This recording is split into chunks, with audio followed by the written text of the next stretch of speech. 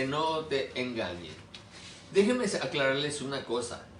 Un tema muy recurrente en las enseñanzas de Jesús fue que en el fin de los tiempos nuestra fe recibiría grandes ataques. Sí, la fe de los creyentes. Y algo que me ha enseñado esta pandemia es poder ver en muchos cristianos cuán grande es su fe. Confían en el Dios soberano, que controla el universo con poder, que no hay nada que escape de su control y declaran que Él sabe lo que hace. Hablan con una fe tan sólida que parece una estatua inconmovible de oro puro combinada con la más fina plata refinada y que incluye al bronce y al hierro. Sí, esta pandemia me ha dejado ver a mis hermanos cristianos con una fe así, que a pesar de la pérdida y del dolor, de la incertidumbre, su fe permanece firme ante las circunstancias. Pero esta pandemia también me ha enseñado en muchos otros casos, hermanos, que también hablaban de una fe sólida, que decían confiar en el Señor como Dios soberano y que controla el universo. Esta pandemia ha sido como esa piedrecita blanca que cae del monte y golpea los pies y los dedos de barro, como la estatua de Daniel 2:34. Una piedra fue cortada, no con mano, e hirió a la imagen de sus pies de hierro y de barro cocido, y los desmenuzó. Una fe glamorosa, pero que no tenía fundamento firme. Así que hoy, ya que nuestra fe en los últimos tiempos va a ser confrontada y atacada, y algunos escogidos perderán de esta fe, o tratarán de que los engañen. Hoy trataremos de descubrir qué es lo que le da fuerza y sostén a nuestra fe. Como preámbulo, déjenme decirles, desde que llegué a la iglesia en 1968, se decía mucho que ya vivíamos el fin de los tiempos y que la segunda venida de Cristo era inminente. Las señales del fin se multiplicaban, los desastres naturales, las guerras, la sociedad viviendo como en los días de Noé. Hippies, amor libre, la píldora, las drogas, y en el plano internacional la Guerra Fría, el comunismo. Pero el reflector más grande que apuntaba al cielo buscando a Cristo en su regreso fue la aplastante e inesperada victoria de Israel contra una coalición árabe formada por Egipto, Siria, Jordania e Irak. En solo 6 días, con un costo de 15,000 muertos y 6,000 prisioneros para los árabes, contra 777 muertos para Israel. En la efervescencia profética, todo apuntaba a Dios como el autor de la victoria israelí. Sus muertos eran 3 veces 7, 3 veces el número bíblico perfecto. Así que todo hacía suponer que después de esta gran victoria, la venida de Jesús por segunda vez era inminente. Han pasado 54 años y los reflectores de esa guerra ya se apagaron. Los jóvenes a lo mejor ni escucharon. Se le llamó la guerra de los 6 días. Como en esa época no había internet, nunca supimos que los lobos estaban entrando encubiertamente en la iglesia. Inocentemente, la mayor preocupación de los pastores era que no se aplaudieran los cultos, mientras las ideas de la nueva era promovían una mezcla de distintos cultos corrientes filosóficas, doctrinas, ideologías, terapias como el orientalismo, el esoterismo, el ocultismo, el relativismo, el humanismo y el sincretismo religioso. Paso a paso, día a día, esto se infiltraba en la iglesia y al no haber noticias, parecía que nuestros únicos problemas era mantener a los jóvenes alejados del baile. En nombre del Espíritu Santo, la iglesia experimentaría un mover en contra de lo establecido en la palabra de nuestro Dios. Vamos a ver qué nos dice 1 Corintios 14:23. Si pues toda la iglesia se reúne en un solo lugar y todos hablan en lenguas y entran indoctos o incrédulos, ¿no dirán que estáis locos? Ay, recuerdo, mis queridos hermanos, un culto cristiano de sanidad que asistimos como coro y del que salimos literalmente huyendo.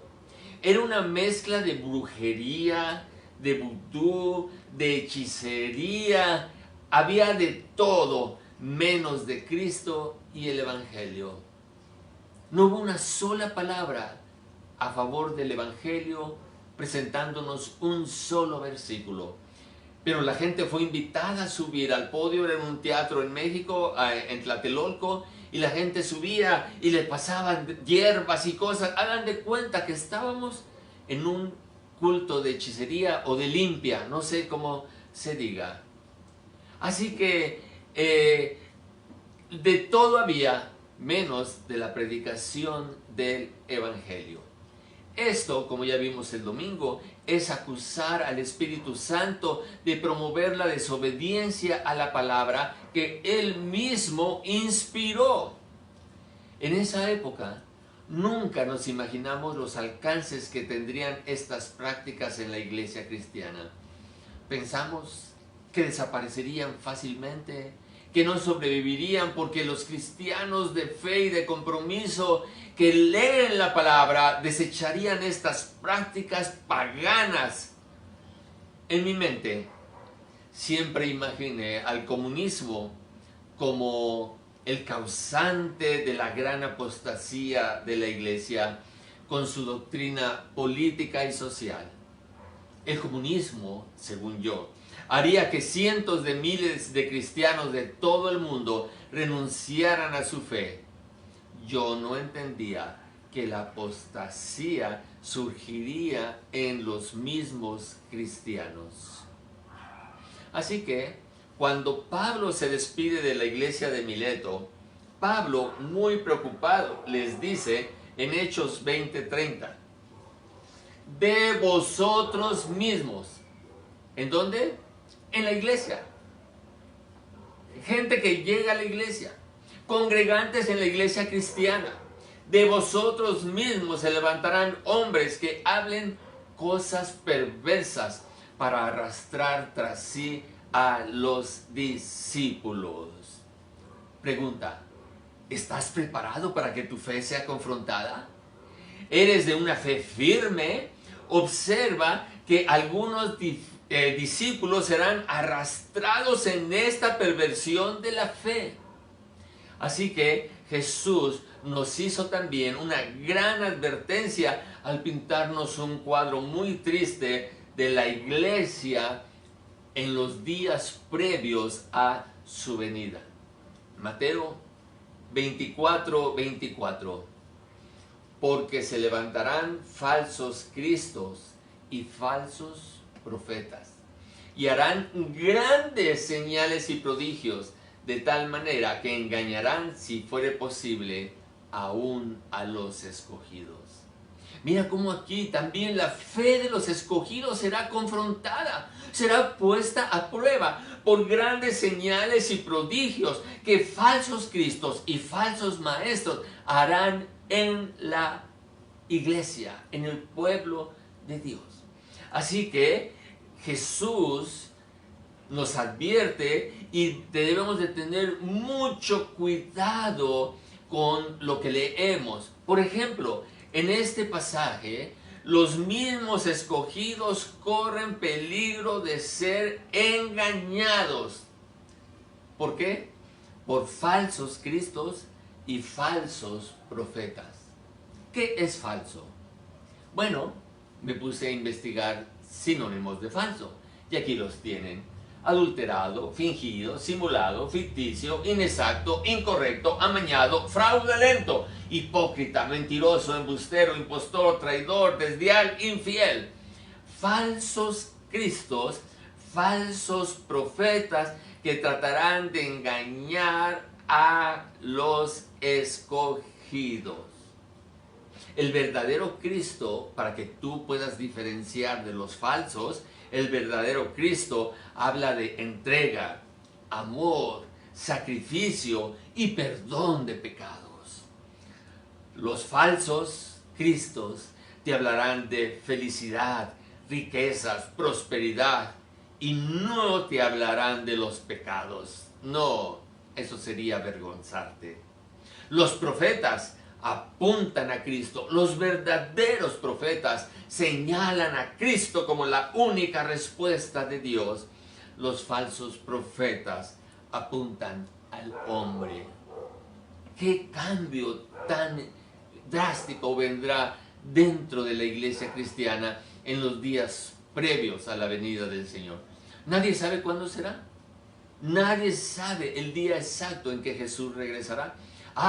Pero si esto no lo dijo Jesús repetidas veces, advirtiéndonos en varias ocasiones acerca de nuestra fe y de ser posible aún a los escogidos engañar, tenemos que ser muy astutos y tener mucho cuidado si estamos edificando una fe concreta, una fe firme. La segunda advertencia: estos falsos cristos tendrán grandes señales y prodigios. Son hombres perversos y falsos, pero ellos tendrán el poder de hacer grandes milagros fraudulentos. No porque usen trucos de magia, no. Son fraudulentos porque Dios no es el origen. No sé si logran ver el terrible cuadro de esta situación. Para ayudarnos a entender, agreguemos las palabras de Cristo a esta situación en Mateo 7:22, donde en una especie de reclamo ciertos hombres le dicen a Jesús: ¿no profetizamos en tu nombre? Y en tu nombre echamos fuera demonios, y en tu nombre hicimos muchos milagros. Si unimos estos dos versículos, nos podemos imaginar cuál será el cuadro de la iglesia de los últimos días. Culto cristiano, donde los actos proféticos sustituyen la predicación del evangelio. La fe en todo tipo de objetos ungidos toma el lugar del Espíritu Santo. Se sustituye la fe en Cristo por la fe en los objetos. ¿Qué te gusta? Trapos, gasolina, cigarro, chicle. Parece broma. Yo lo sé, queridos hermanos. ¿Sabías que eso ya se da en algunas iglesias que se dicen cristianas? Ya se da. Ya les dan de cachetadas, les dan de patadas. La patada ungida, la cachetada ungida, la pelota ungida, el inodoro ungido. Ya se están dando estas situaciones en la iglesia cristiana. Se sustituye la confesión para el perdón de los pecados y es cambiada por emocionantes ceremonias donde se queman papelitos con tus pecados, con tus fracasos, con tus traumas del pasado y todo tipo de complejos en una simbólica arca del pacto o en una cruz. Déjame confesarte algo. Yo lo experimenté en un campamento juvenil, tirando a la hoguera mis errores, mis pecados y mis traumas. Y créanme por favor, es mucho más emocionante así que confesarlos en secreto a Dios. Cuando yo le confesaba a Dios, nunca me emocioné. Aquí es tan emocionante ver cómo se queman los pecados. Pero si el fuego pudiera limpiarme de mi pecado, ¿para qué vendría Jesús a morir en una cruz? Mi pecado solo puede ser limpiado por su sangre. En estos cultos habrá personas que literalmente serán liberadas de sus demonios y habrá todo tipo de grandes, enfatizo, déjame enfatizar esto, habrá todo tipo de grandes milagros. Por esto Jesús nos da la tercera advertencia: engañarán. Engañarán.